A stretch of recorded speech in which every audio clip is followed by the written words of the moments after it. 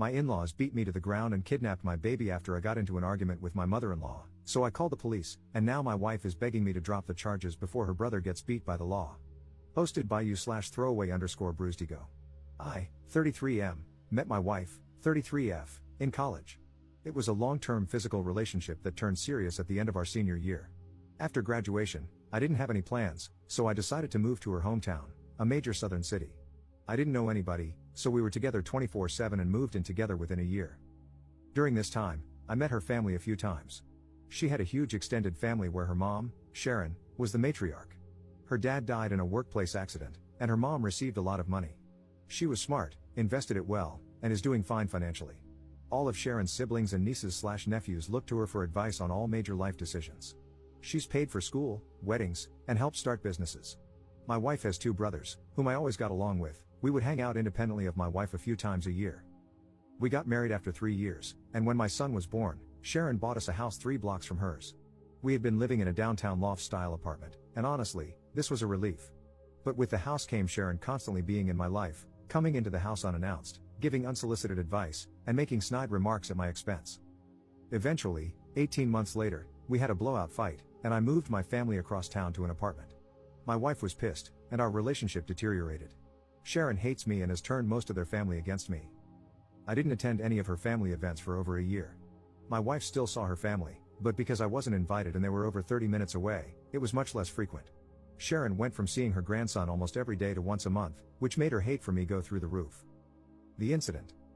My wife had to work, and I was asked to take my son to his cousin's birthday party.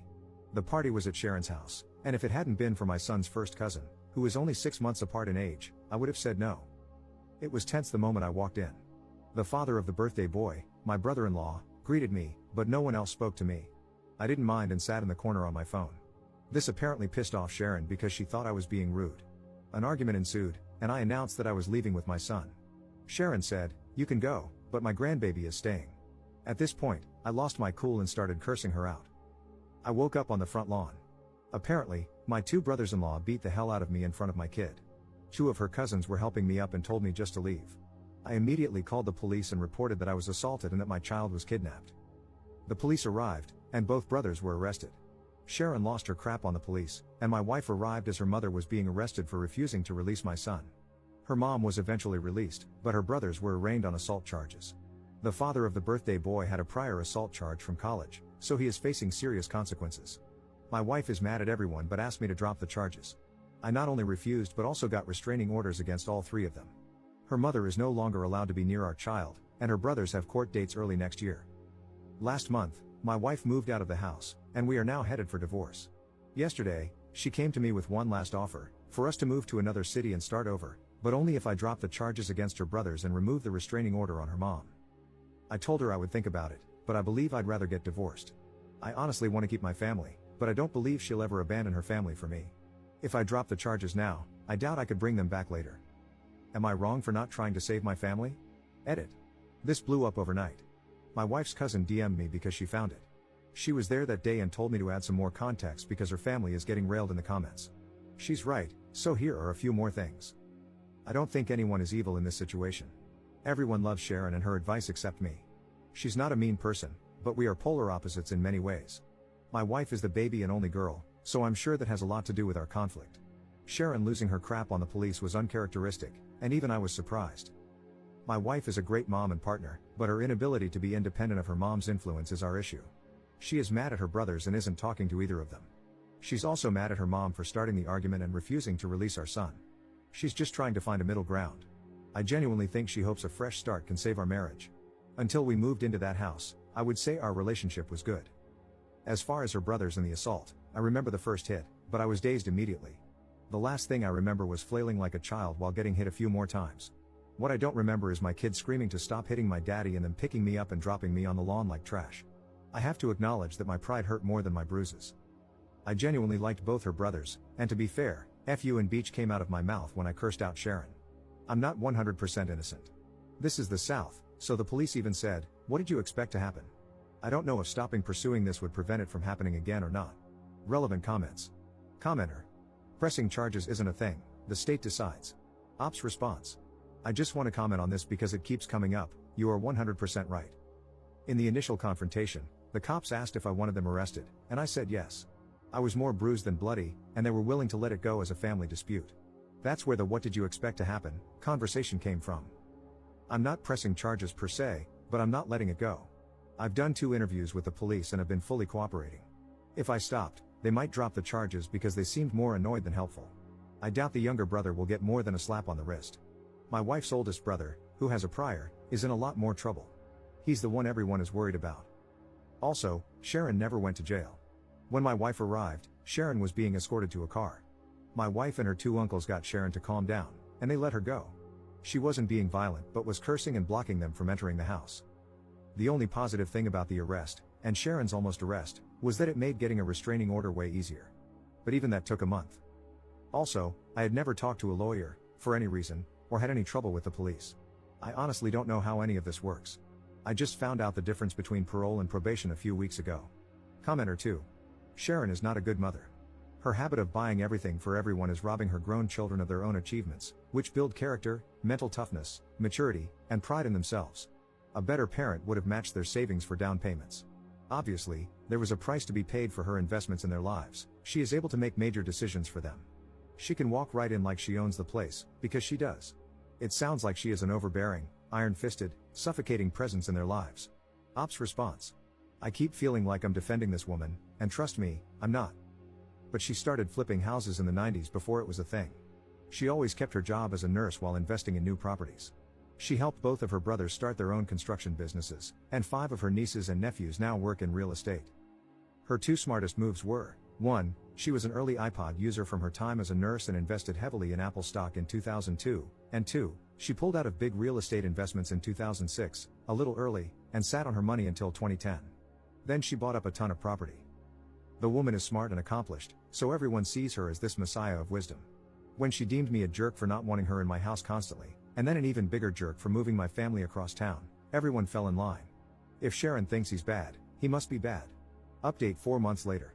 I've been wanting to write an update and answer questions for a while, but after my original post, many Reddit lawyers reached out and told me to stop talking immediately. Since things were very uncertain and my divorce wasn't settled, I decided not to respond or update anything until things calmed down. A lot has happened to so many people involved, so I think I'm just going to break it down by person.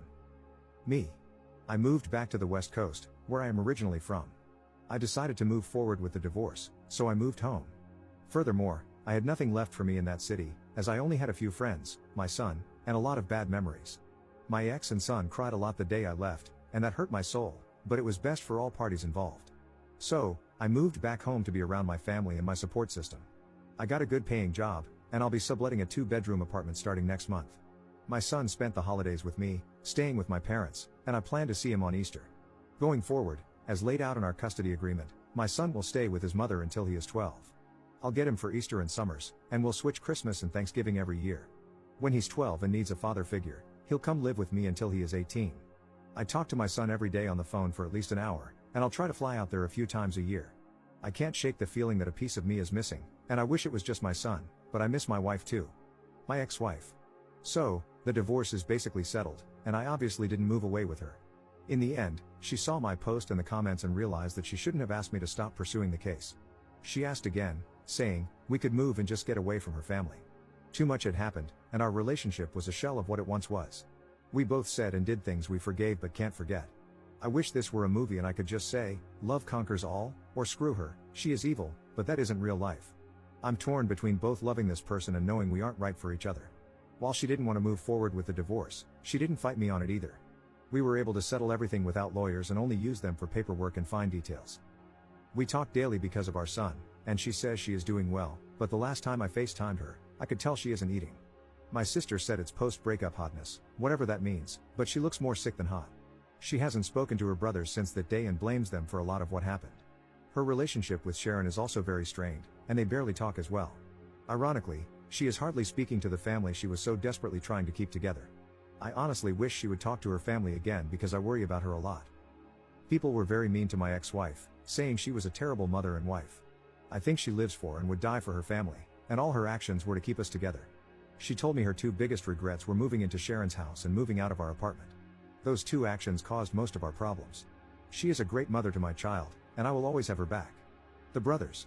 I didn't expect much in terms of punishment in this case. They both pleaded guilty to simple assault, which only carried minimal consequences. Both brothers spent a night in jail, received fines, and were ordered to attend anger management. The older brother had a prior incident that I mentioned in an earlier post.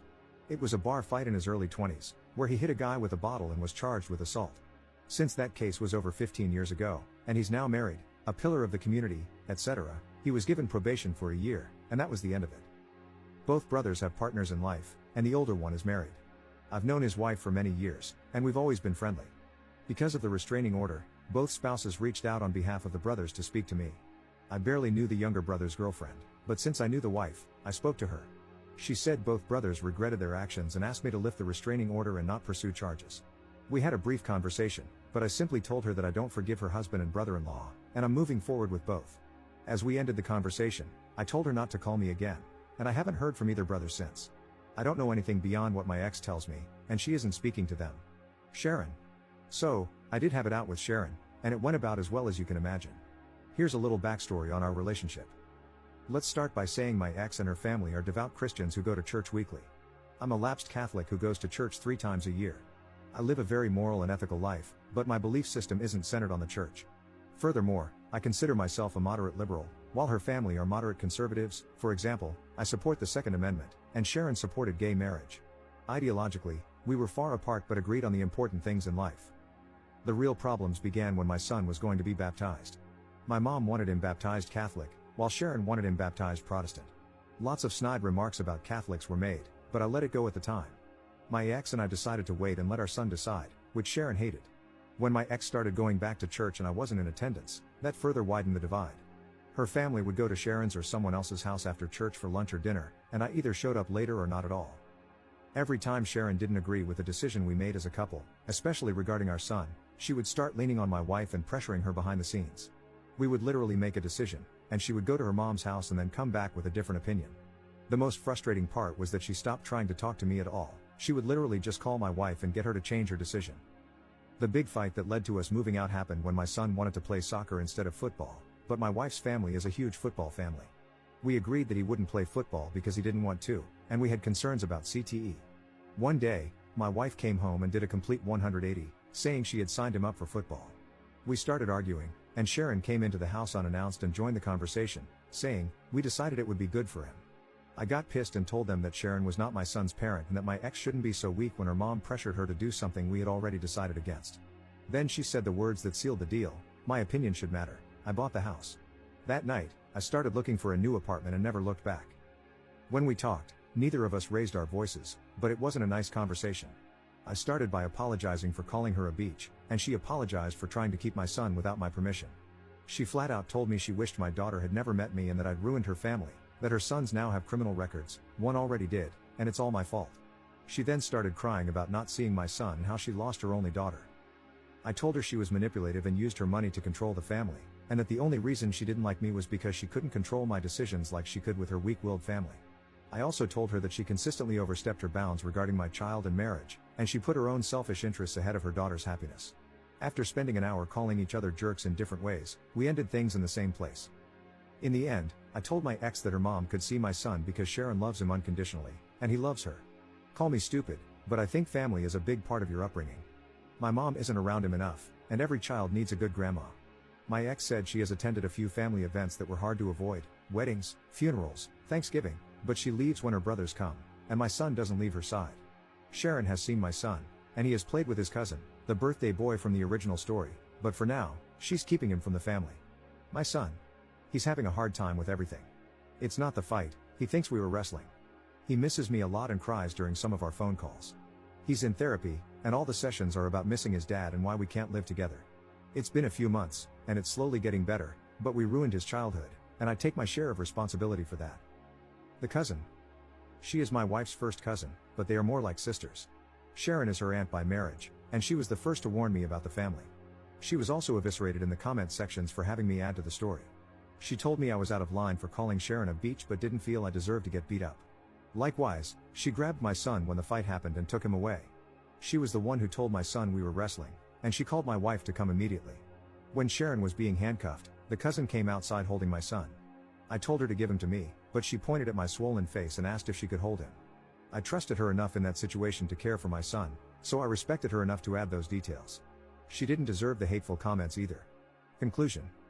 In the end, everyone in their family read the original post, but due to the divorce and assault cases, no one directly contacted me except my ex.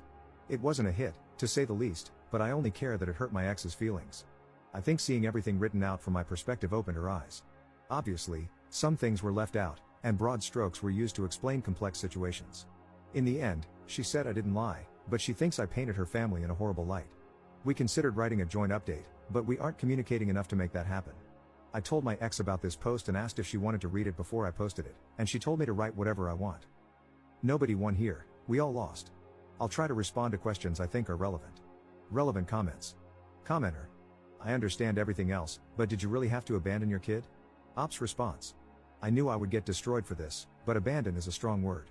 I didn't abandon my son, I left for better opportunities in life for both of us, both mentally and financially. My chosen profession has more opportunities here. I was only there for my wife and child.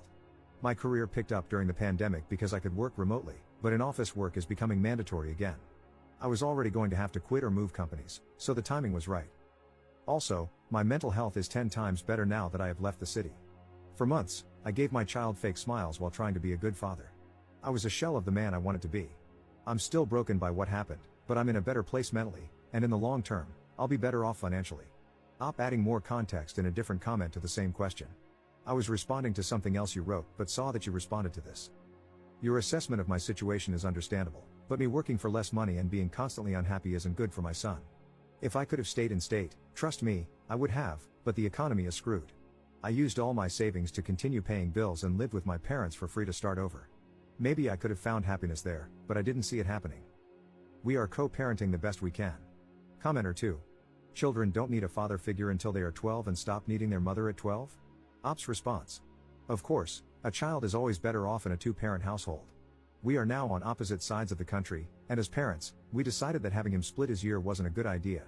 Her brothers and I both started being rebellious at 12, so we decided that he needed to live with me full-time at that age. Commenter 3. Dude, I'm sorry to break it to you, but children would prefer a broke and unhappy dad over a dad living thousands of miles away, every single time. And as someone with older children, trust me, work won't make up for not seeing your son grow up. I would honestly try to swallow your pride and reconcile with your wife, who is clearly missing you badly, and suggest that you all move out to the West Coast. You will have plenty of opportunities to do so when you fly back, and this doesn't need to happen immediately. Ops response. Reconciliation isn't in the cards. Sharon was the root of many problems, but not the only one. Broad strokes over complicated issues. I wasn't broke, I was broken. My son deserved better than what I was giving him. Only time will tell how this turns out. If things go downhill, I would move back in a second, but I think this is my best decision for right now.